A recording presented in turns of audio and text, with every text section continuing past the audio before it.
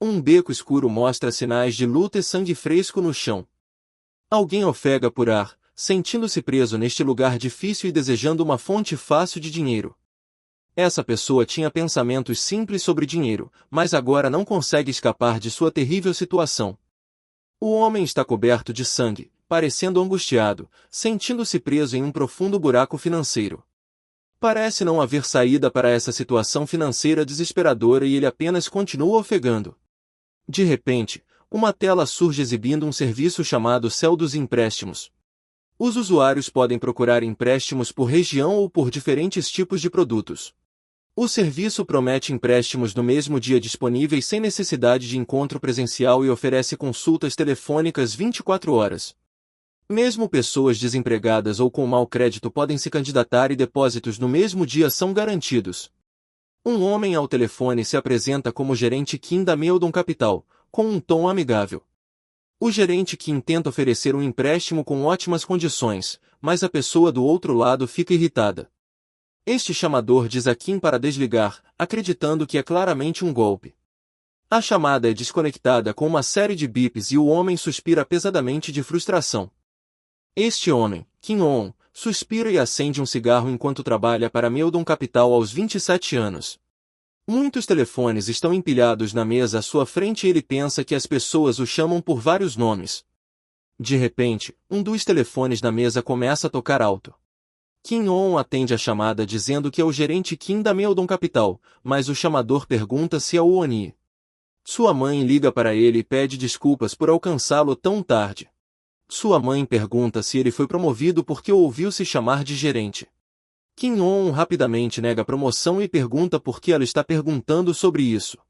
Sua mãe explica que um agente de seguros mencionou problemas com seu pagamento de indenização por câncer.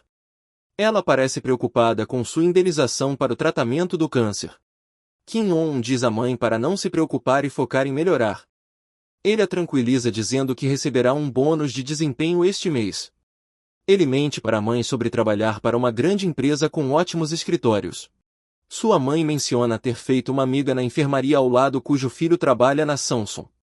Ela pergunta se ele conhece o homem da empresa. Kim On rapidamente diz à mãe que seu gerente está ligando e ele precisa desligar. Sua mãe diz para ele se preparar para a cirurgia na próxima semana e ele diz que ligará para ela mais tarde. Ele suspira de alívio depois que a chamada termina, pensando que sua mãe quase descobriu a verdade. Ele agora trabalha longas horas apenas olhando para vários monitores de computador.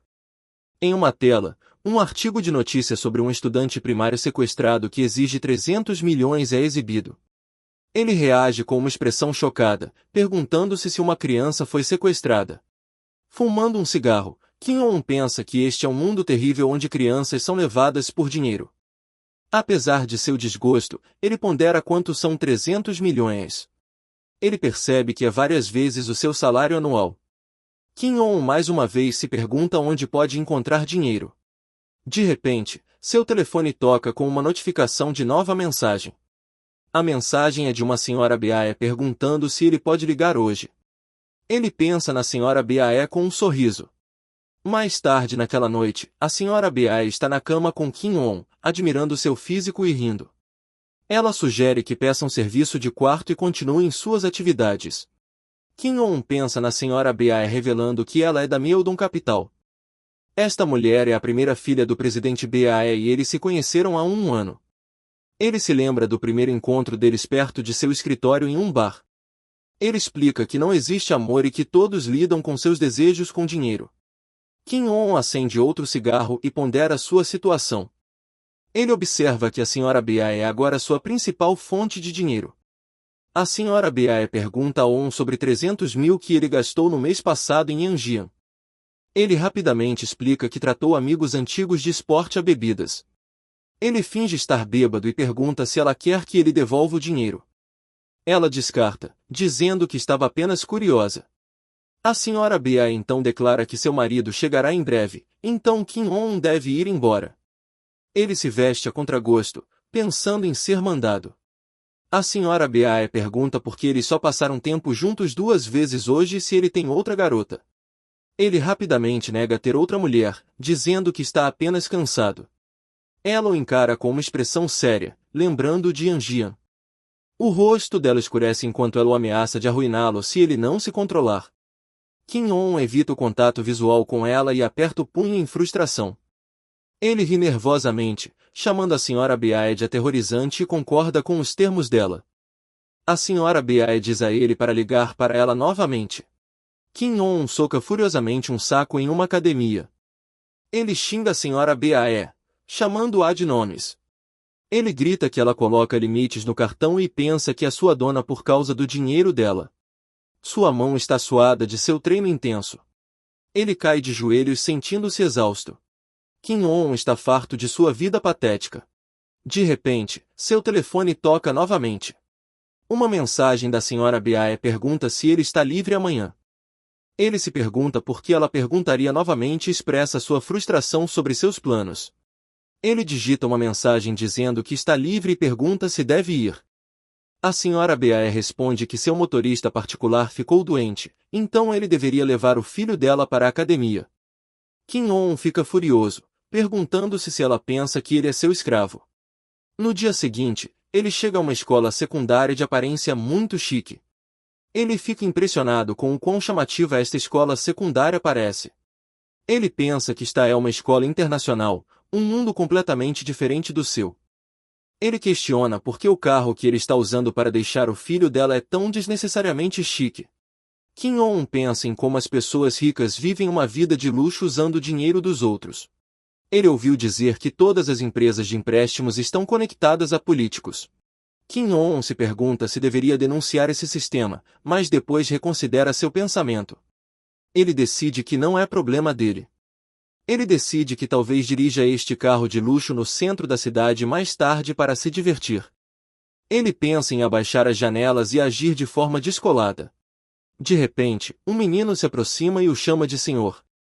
O menino pergunta onde está o motorista particular e Kim-on percebe que este deve ser o filho da Sra. Beae. Ele se surpreende que o filho não seja como um porco como ele esperava. O menino parece bastante decente, fazendo Kim-on se perguntar se os genes deram errado. Ele se lembra de que seu nome é Beae e nota que ele compartilha o mesmo sobrenome da Sra. Beae. Kim-on diz a Beae que o motorista está de folga hoje e manda-o entrar. Beae entra no carro e eles se afastam da escola. Kim-on dirige o carro apreciando sua suave capacidade de fazer curvas. Ele nota as pessoas olhando e gosta de se exibir no veículo chique. Kim-on continua dirigindo, perdido em pensamentos. Ele reflete que nunca seria capaz de pagar um carro desses, mesmo que trabalhasse incessantemente. Enquanto isso, Beae assenta casualmente no banco de trás como se andar em luxo fosse normal. Kim-on pensa em como o mundo é injusto do banco do motorista. Ele se pergunta se este jovem entende a injustiça do mundo.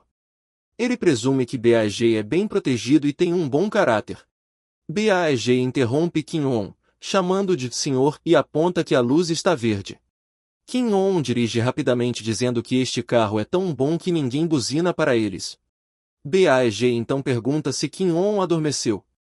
Kim-on nega, dizendo que estava apenas distraído. Beae então pergunta se Kim-on dormiu com a mãe dele. Kim-on fica chocado e confuso com a pergunta. Beae pergunta se Kim-on gosta de dinheiro, então diz que ele nunca poderia pagar um carro como este. Kim-on pergunta a Beae o que ele acabou de dizer, incrédulo. Beae diz a Kim-on para levar o carro para as montanhas. Ele instrui Kim-on a ficar lá por um dia. Beae diz que se ele alegar que foi sequestrado, sua família vai enlouquecer. Ele diz a Kim-on para exigir cerca de 1 bilhão de won, pois eles pagarão sem denunciar. Kim-on fica atordoado e pergunta o que Beae está dizendo. Beae olha para ele com um sorriso astuto e diz que eles dividirão o dinheiro. Ele afirma que ele e Kim-on dividirão o dinheiro meio a meio. Kim-on fica chocado, repetindo 10 bilhões, meio a meio em descrença. Ele pergunta se Beae quer que eles encenem um sequestro juntos. Beae confirma seu plano com uma expressão séria. Kim-on ri, achando a ideia absurda. Ele acende um cigarro, perguntando-se por que um garoto está tentando isso com ele se ele não acredita nele. Beae diz que sua família é muito rica, mostrando a Kim-on seu relógio caro.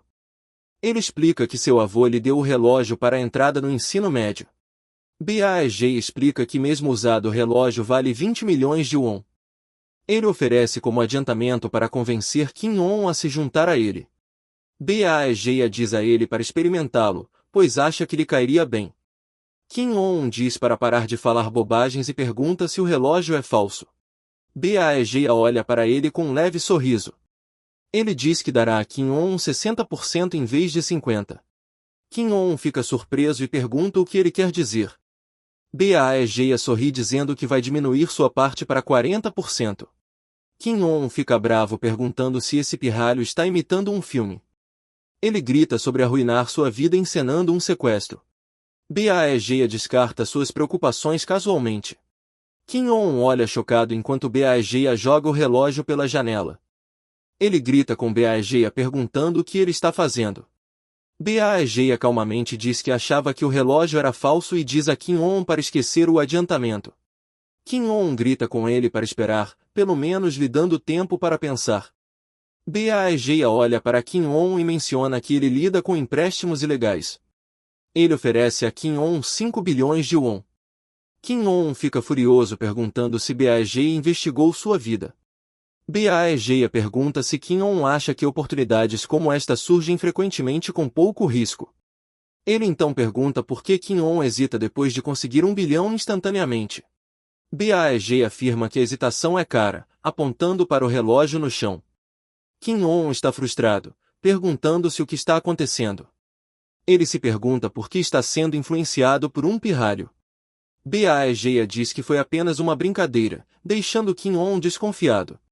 Kim On pergunta que parte disso foi uma brincadeira, porque a divisão ainda era meio a meio. Ele tenta protestar que nunca concordou, mas Baej diz a ele para sair. Kim On acende um cigarro, pensativo. Baej o manda não fumar em seu carro. Baej então diz a Kim On para ser seu motorista a partir de amanhã e ele vai demitir o motorista em tempo integral. Ele ordena a Kim On que o pegue amanhã de manhã às 7. Baej diz a Kim On que o relógio que ele jogou fora era falso. Mais tarde, a senhora Bae aplica rímel e pergunta a Kim On se seu filho gosta dele. Kim On concorda que talvez sim, mas a senhora Bae acha estranho ele ser tão exigente. Ele pergunta a ela o que fazer sobre seu trabalho de telefonista. A senhora Bae diz a ele para não fazer mais isso. Ela diz que vai falar com o pai dela sobre ele começar a trabalhar no escritório amanhã. Kim On fica chocado e feliz com a ideia de ser promovido. A senhora Bae o informa que até o motorista em tempo integral ganha mais do que ele e todos da empresa deles ganham. Kim On está animado, pensando que está finalmente escapando de seu apartamento no subsolo. A senhora Bae lhe entrega um cartão de crédito preto como presente. Ele está confuso dizendo que já tem o cartão da irmã dela, mas a senhora Bae o lembra que ela bloqueou o limite. Ela diz a ele para ir à loja de departamento e comprar algumas roupas. Kim On se sente exposto enquanto a senhora Bae lhe diz para parar de usar marcas baratas. Em uma alfaiataria, ele experimenta um terno e pergunta se fica bom. O alfaiate elogia o terno, explicando seus materiais luxuosos e fina confecção. Bae casualmente menciona que o outro relógio que ele tinha era falso. Mais tarde, a senhora Bae aplica rímel e pergunta a Kim On se o filho dela gosta dele. Kim On concorda que talvez sim, mas a senhora Bae acha estranho, já que o filho dela é exigente. Kim On pergunta sobre seu trabalho de telefonista. A senhora Bae diz a ele para não fazer isso e que ela falará com o pai dela. Ela diz que Kim On deve começar a trabalhar no escritório amanhã, o que significa que ele está sendo promovido. A senhora Bae revela que todos da empresa deles ganham mais do que ele, até o motorista em tempo integral. Kim On está animado, esperando escapar de seu apartamento semi-subsolo deplorável. A senhora Bae lhe dá um novo cartão de crédito preto. Ele pergunta por quê, já que já tem o cartão da irmã dela, mas ela o lembra que bloqueou o limite. Ela diz a ele para ir comprar algumas roupas e parar de usar marcas baratas. Kim On percebe que seu mau gosto na moda era óbvio. Em uma luxuosa alfaiataria, Kim On experimenta um novo terno e pergunta como ele fica. O alfaiate elogia o terno e descreve seus materiais luxuosos. O terno custa 6 milhões de won, mas com um desconto de 20 mil won, fica 5 milhões. Kim-on parece estressado com a exigência de Baegeia. Baegeia fica ao lado do carro, dizendo a Kim-on para parar de encarar e ir embora. Kim-on suspira, tentando conter sua raiva, pensando que ele é o adulto ali. Enquanto dirigem, Kim-on pergunta sobre o plano de sequestro. Ele pergunta quando eles vão executá-lo, comentando sobre o cheiro de leite de morango. Baegeia pergunta a Kim-on se ele sabe por que o escolheu para isso. Kim-on responde que não tem ideia. Baegeia afirma que é porque Kim-on tem um estômago forte. Ele explica que alguém que pode dormir com a mãe dele pode suportar qualquer coisa imunda. Kim-on fica ofendido, mas admite que a mãe de Baegeia é realmente uma porca. Baegeia sorri dizendo a Kim-on que ele é exatamente o tipo de pessoa que ele estava procurando. Kim-on pergunta sobre o plano, pensando que punirá Baegeia mais tarde. Baegeia explica que eles precisam desviar a atenção da mãe dele primeiro. Ele acrescenta que, como a família deles tem tanto dinheiro, a mãe dele tem muito tempo livre. Kim-on concorda sobre a vida luxuosa da senhora Bae e Baegeia mostra a ele um tubo de ensaio. Kim-on pergunta se o tubo de ensaio contém algum tipo de líquido ou algo de uma clínica. Baegeia olha para ele seriamente e diz que contém germes. Kim-on fica chocado, repetindo germes em descrença. Baegeia confirma que é um vírus que se espalha por contato. Kim-on fica alarmado perguntando um vírus. Baegeia explica que na primeira fase Kim-on deve pessoalmente passar o vírus para sua mãe. Ele diz que Kim-on tem que dar isso para a mãe dele sozinho. Kim-on está completamente chocado e questiona o que Baegeia está dizendo. Baegeia calmamente afirma que eles estão quase lá. Ele diz que vai caminhar daqui. Baegeia instrui Kim-on a pensar bastante em um método e esperar até a escola terminar. Kim-on senta no carro parecendo preocupado. Ele acende um cigarro. Kim-on olha para o tubo de ensaio pensando se isso é realmente certo. Ele se pergunta se Baegeia está dizendo para ele contrair uma doença ou algo pior. Kim-on questiona se eles realmente precisam usar tal método. Ele se pergunta se Baegeia é um psicopata, se há maneiras normais de distrair a mãe dele. Ele pensa que pessoas ricas às vezes enlouquecem quando coisas normais não as excitam mais. Kim-on se pergunta o quanto Baegeia investigou seu passado. De repente, um segurança se aproxima dizendo a Kim-on que ele não pode vadiar em frente a uma escola internacional. Kim-on explica que ele é o motorista do aluno, então o guarda diz para ele esperar lá dentro. Ele resmunga sobre a segurança rigorosa e o que há de tão especial em uma escola internacional. De repente, ele ouve um baque alto e olha na direção do som. Ele vê um grupo de alunos batendo em outro aluno, chamando-o de idiota e perdedor. Kim-on se esconde atrás de um muro enquanto os valentões chamam a vítima de plebeu imundo. Ele vê um par de olhos assustadores observando o bullying. Kim-on vê que Baegeia é quem está apanhando. Ele fica surpreso porque essa imagem não combina com o garoto. Outro valentão se aproxima de Baegeia, chamando de um pedaço de algo ruim. Este valentão zomba da família de Baegeia por ter um negócio de agiotagem de baixa classe. O valentão lembra a Baegeia que todos ali são herdeiros ricos, chamando-o de patético. O valentão diz que esta escola não é para Baegeia e o provoca. Baegeia levanta os olhos com um sorriso assustador e sangue no rosto. O valentão ri, chamando-o de psicopata e aberração. Outro valentão puxa uma faca, perguntando se Baegeia acha que isso os assusta. Kim-on os observa por trás do muro. Baegeia diz ao valentão para bater nele se quiser. O valentão se prepara para atacar com a faca. De repente, Kim-on intervém, chutando o valentão para longe. O valentão é lançado e aterrissa no chão. Baegeia olha para Kim-on surpreso. Kim-on diz a Baegeia para guardar a faca, pois isso causaria problemas para o plano deles. Ele avisa a Baegeia que esfaqueá-lo ali levaria à morte. Baegeia olha para a faca em sua mão pensativamente. Os outros valentões correm para Thomas e Kim-on se pergunta se Baegeia contratou alguém. O valentão se pergunta se Baegeia contratou um guarda-costas. Kim-on diz aos valentões que ele uma vez arruinou a perna de um cara. Ele os avisa que não consegue controlar sua força quando perde a cabeça, então eles deveriam ir embora. Os valentões estão assustados e Thomas pergunta o que eles devem fazer. Todos saem correndo e gritando. O valentão grita com Baegeia e promete vingança, e Kim-on pensa que deveria recrutá-lo para o UFC. Kim-on pergunta a Baegeia se ele está bem. Baegeia cerra o punho em frustração. Ele se vira e vai embora sem dizer uma palavra. Kim-on grita para ele esperar, dizendo que o plano é insano. Ele argumenta que há outras maneiras de distrair a mãe dele. Kim-on afirma que o método é simplesmente demais.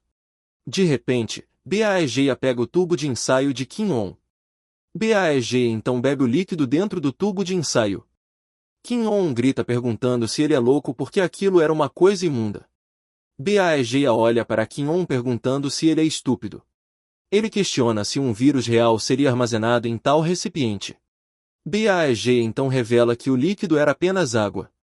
Kim-on fica chocado, gritando que Baegeia está brincando com um adulto. Baegeia diz a Kim-on para ir para casa, pois ele irá sozinho hoje. Kim-on está bravo, reclamando de salvar Baegeia e ser chamado de estúpido. Mais tarde naquela noite, as luzes da cidade brilham intensamente. A senhora Bae acende um cigarro parecendo preocupada. Ela reclama que o motorista em tempo integral não está atendendo chamadas ou mensagens de texto há dias. Ela precisa entregar a ele o aviso de rescisão, perguntando-se se ele percebeu e desapareceu. Seu pai em uma cadeira de rodas comenta que Geia disse para substituir o motorista. A senhora Bae responde que Geia é sensível, exatamente como ela disse. Seu pai diz que ele herdará sua posição um dia, então o sobrenome materno deve ser seguido. Ele concorda que Geia é sensível, mas pergunta se pode haver outro motivo. Ele diz que Baegeia é diferente das outras pessoas. Baegeia parece misterioso com uma expressão de quem sabe. Ele caminha por um corredor mal iluminado. Ele pensa consigo mesmo que é diferente dos outros. Baegeia cerra o punho em concordância. Ele olha para uma pessoa deitada no chão cercada por sangue. Ele se ajoelha ao lado do corpo sem vida, que é o ex-motorista em tempo integral. O motorista estava feliz com o nascimento iminente de seu segundo filho. Baegeia pega a aliança de casamento do motorista. Ele olha para o anel sorrindo, dizendo que nunca se sabe o que acontece na vida. Ele passa por um grande aquário. Baegeia deixa cair a aliança de casamento no aquário. O anel afunda na água entre os peixes e outros itens. Ele observa os peixes dourados nadando felizes no aquário. Baegeia é visto mais tarde carregando um saco de peixes dourados. Kim-on pergunta o que há na sacola. Baegeia responde a Kim-on sobre o saco de peixes. Kim-on pergunta por que ele os tem. Baegeia simplesmente afirma que está os criando. Baegeia está limpando um aquário, então Kim-on pergunta se ele mesmo o limpa.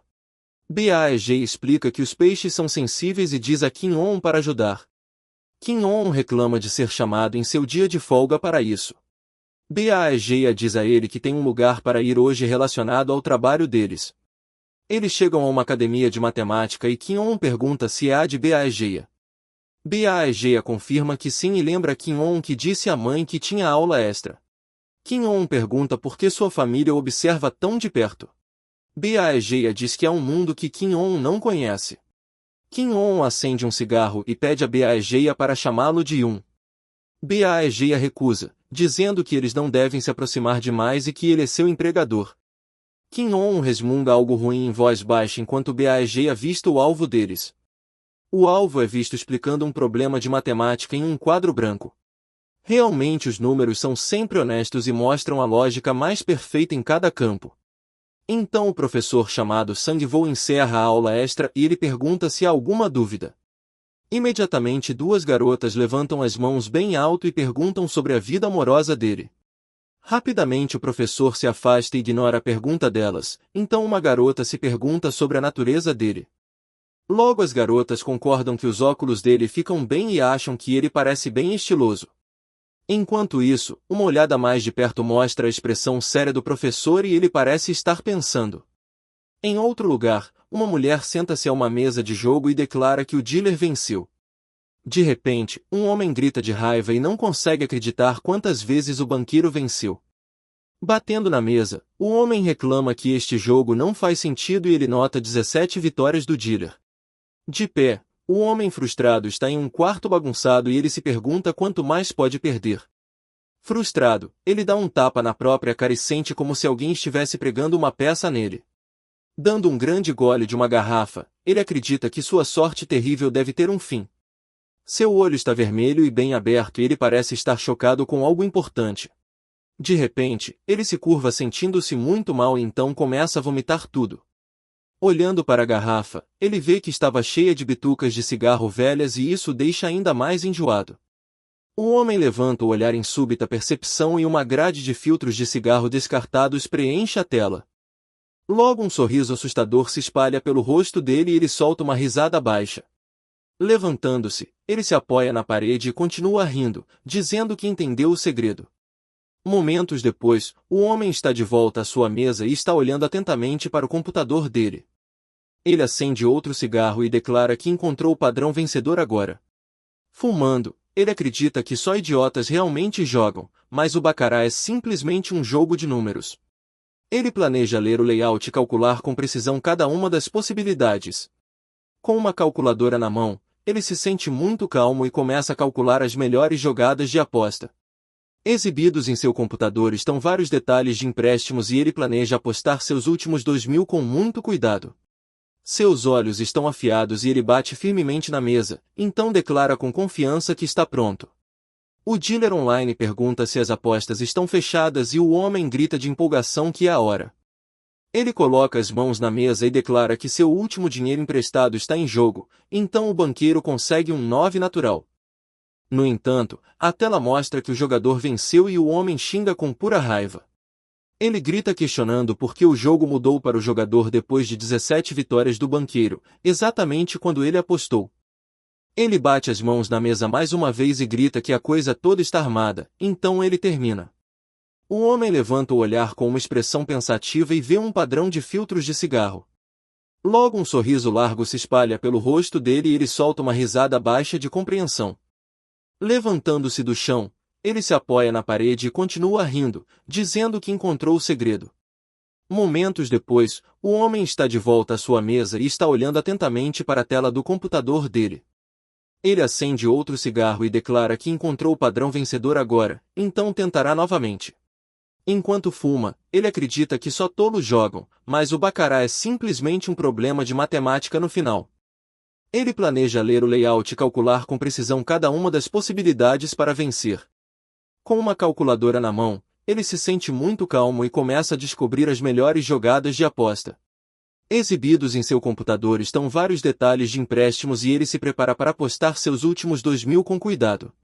Seus olhos estão afiados e ele bate firmemente na mesa, então declara com confiança que está pronto para prosseguir. O dealer online pergunta se as apostas estão fechadas e o homem grita de empolgação que é hora de jogar. Ele coloca as mãos na mesa e declara que seu último dinheiro emprestado está em jogo, então o banqueiro consegue um 9 natural. No entanto, a tela mostra que o jogador venceu e o homem grita de frustração e raiva. Ele grita questionando por que o jogo mudou para o jogador depois de 17 vitórias do banqueiro, exatamente quando ele apostou. No entanto, ele encara a tela do computador com os olhos arregalados e um novo pensamento surge em sua mente. O homem agora considera uma ideia terrível e pensa em transformar alguém no criminoso para um esquema de sequestro. Um dos homens ouve este plano e se pergunta se eles realmente pretendem fazer daquela pessoa o culpado e o outro responde sim. O outro então pergunta por que eles precisam de um criminoso quando a família dele é muito rica e eles pagariam facilmente 10 bilhões. Rapidamente o primeiro homem explica que o problema é o pai dele e a outra pessoa pergunta sobre o pai dele. Ele lembra ao amigo que o pai dele é promotor e pagaria o dinheiro, mas depois os investigaria implacavelmente. Então o amigo pergunta se eles prefeririam ser pegos e ele menciona que casos de sequestro têm uma taxa de prisão de 99%. Sentindo-se desconfortável, o segundo homem pergunta o que vai acontecer e ele observa que artigos como este apareceriam em todos os lugares. Um professor de matemática perdeu todo o seu dinheiro no jogo e, depois que agiotas o cortaram, ele sequestrou um aluno. Os pais da vítima pagaram 1 bilhão em dinheiro e a criança foi liberada em segurança depois disso. O culpado foi eventualmente preso e o dinheiro nunca foi recuperado porque o indivíduo cedeu ao desespero e não estava mais entre os vivos após este terrível evento. O aluno parece chocado e percebe que o professor de matemática atingiu seu limite. Todos os seus fundos economizados se foram agora e sua dívida é de mais de 300 milhões, então os cobradores de empréstimos em breve visitarão o emprego dele. Isso significa que o professor será demitido da escola e será completamente arruinado socialmente. Portanto, o aluno sugere que eles deveriam terminar de destruí-lo antes que o mundo faça primeiro. Parecendo incerto, o jovem de cabelos escuros então pergunta se o amigo está falando sério sobre arruinar o professor. Olhando para a tela do computador, o jovem concorda que apostas ilegais são ruins, mas empurrar alguém para acabar com a própria vida está indo longe demais, ele pensa. O aluno sorridente então pergunta se o amigo não entendeu e ele diz que o professor teria terminado daquele jeito sem a ajuda deles. Logo o amigo fuma seu cigarro e declara firmemente sua oposição a todo o plano. Ele afirma que está bem em trabalhar junto para conseguir dinheiro da Madame Bae. Mas esta situação é completamente diferente, ele acrescenta. Ele se recusa a transformar uma pessoa inocente em criminoso e explica que o lema da família deles é nunca prejudicar outras pessoas. O aluno sorridente desafia perguntando e se o professor não for inocente, então, se seria aceitável. Balançando a cabeça, o jovem de cabelos escuros se vira e diz que não sabe, mas está em espera por enquanto. O outro garoto então pergunta quem colocou em espera e ele sorri dizendo que foi decisão dele. O jovem de cabelos escuros explica que seu amigo precisa dele para evitar os olhos vigilantes de sua família de qualquer forma. Ele lembra ao amigo que um pode ser livre enquanto o outro consegue dinheiro e que ambos estão exatamente na mesma situação. Observando o amigo, o outro aluno olha para baixo com uma expressão séria e permanece em silêncio considerando as palavras. Enquanto isso, o rosto do dealer online aparece mais uma vez e ela pergunta se todas as apostas foram feitas. Fumando um cigarro, o professor de matemática suspira em derrota e admite que não há mais apostas possíveis, eles pegaram todo o dinheiro dele. Ele treme a mão e lamenta que o pagamento seja amanhã, ele só queria recuperar seus fundos. O homem agora só pensa em dinheiro e murmura sobre precisar de dinheiro, parecendo desesperado. A academia não lhe dará um adiantamento e uma mensagem da Meldon Capital lhe diz que eles o visitarão se ele não pagar. Até mesmo credores privados agora o estão recusando e ele usou todos os empréstimos que conseguiu encontrar. Seu telefone continua zumbindo com alertas dizendo que seu status de crédito mudou e sua pontuação de crédito está arruinada. Olhando para uma faca em sua mesa, ele pensa em tirar a própria vida. Então ele se lembra de como os bancos são irritantes e um sorriso cruel se espalha pelo seu rosto. Ele ri, perguntando se seria vingança não pagar e apenas morrer em vez disso. De repente, ele bate a mão na mesa e diz a si mesmo para se recompor porque morrer é a última opção absoluta. Ele decide reunir a coragem para morrer e tentará apenas mais uma vez, não importa o que. O homem acredita que, mesmo que perca muitas vezes, ele pode se recuperar se acertar em cheio uma vez. Ele olha ao redor com um brilho nos olhos e se lembra de um último lugar para conseguir dinheiro. Um campo de golfe tranquilo com colinas verdes aparece na tela. Um taco de golfe está pronto para golpear uma bola apoiada em um tee. Uma mulher de camisa azul balança seu taco com força. A bola espirra na água e a mulher se pergunta como errou a tacada. Madame Bae de bom grado e diz ao homem que uma tacada forçada sempre dará errado. A amiga dela ri e pergunta se o homem é um iniciante porque ele parecia um profissional. Madame Bae responde que ele acabou de começar a aprender a balançar recentemente, então eles deveriam ser compreensivos. A amiga dela então pergunta se ele tem dinheiro para apostar caso perca, mas Madame Bae diz que ela pagará. O homem parece irritado e percebe que eles o têm subestimado sutilmente desde que chegaram. Madame Bae diz a ele para observar como sua irmã mais velha balança o taco e para guardar sua força para comer. Ela então balança seu taco perfeitamente e manda a bola voando. Todos elogiam a tacada dela e o homem pensa que ela acerta bem para o tamanho dela. Madame Bae diz que ela pode se tornar uma golfista profissional e ela pede ao Cadi para pegar o taco dela. Ela abre os braços e fala sobre a bela natureza e como a vida parece um presente. Madame Bae se pergunta por que os jovens ficam deprimidos ou tiram a própria vida hoje em dia. Sua amiga concorda com suas sábias palavras, mas o homem pensa que é porque ela é extremamente rica. Madame Bae encoraja o Cadi a manter-se positivo porque as bênçãos vão para aqueles que sorriem. Sua amiga concorda que não há baixo ou alto em empregos e ele acrescenta para não se comparar aos outros. Ele também diz que você pode ser feliz mesmo sem ganhar muito, mas o homem pensa que ele é quem mais menospreza. O homem sorri e confirma que Jay está bem, sem problemas. Madame Bae responde que é bom se nada estiver errado, mas ela lhe diz para ficar de olho em Jay. Ela acende um cigarro e o instrui a relatar imediatamente se ele quiser ir a qualquer lugar fora de sua programação. O homem escuta atentamente com uma expressão séria e permanece em silêncio por um momento. Ele então responde com um simples ok, confirmando que entendeu as instruções. Mais tarde naquela noite, os carros estão parados, para-choque com para-choque, em uma rodovia movimentada e buzinas tocam alto. Madame Bae e o homem estão em um carro e ela suspira sobre o tráfego pesadamente congestionado. Ela reclama das pessoas dirigindo para Seul nesta pequena terra e dos preços das casas precisando subir para detê-las. O homem olha pela janela com uma expressão de aborrecimento e resmunga que está farto de pessoas.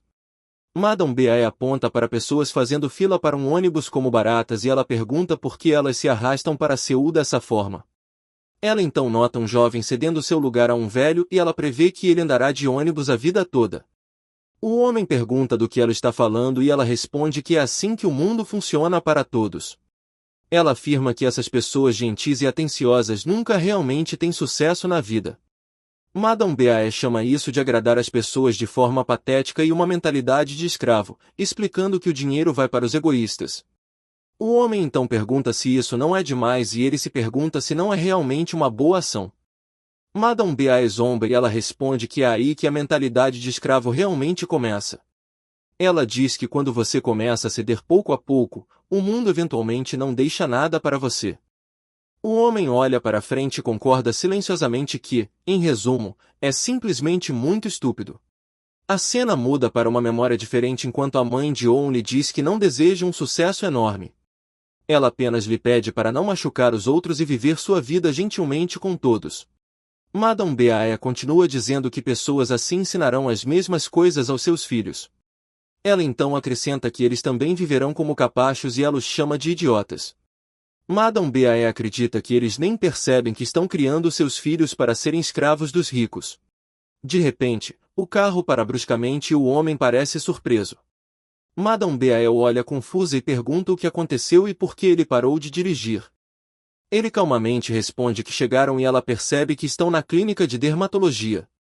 Madame Bae sai rapidamente do carro e diz a Owen para estacionar o carro em casa e depois entrar. Ele a observa sair com uma expressão séria e permanece em silêncio no banco do motorista. A tela mostra o edifício do Centro Médico Mingook na próxima cena. Ele caminha pela clínica carregando várias sacolas e sua expressão é ilegível. O homem agora parece zangado e resmunga que é tudo bobagem. Ele caminha em direção a um homem e explica que o seguro da senhora Choi Son já não pode ser pago. O outro homem fica surpreso e pergunta por quê, enquanto o primeiro homem diz que o código é diferente. Ele então pergunta o que é um código C e ele se pergunta se todo câncer não conta como o mesmo. O primeiro homem suspira e pergunta por que ele ainda não entende depois de várias explicações por telefone. Ele diz que o diagnóstico dela está escrito com um código D, então não é coberto pelo seguro. O homem responde rapidamente que foi isso que ele ouviu, mas o hospital que ele consultou disse que era um código D. Com uma expressão preocupada, o outro homem diz que esse não é possível, então não é, e ele pagou o seguro todo mês. O primeiro homem fica frustrado e diz não significa não, então se vira para longe dele. O velho se curva em desculpas e diz que sente muito, então o primeiro homem pergunta por que ele está se desculpando. Ele então diz que vai ter câncer com essa frustração e o velho repete suas desculpas. Uma memória da paisagem noturna de Seul aparece enquanto o homem se lembra das palavras que lhe foram ditas.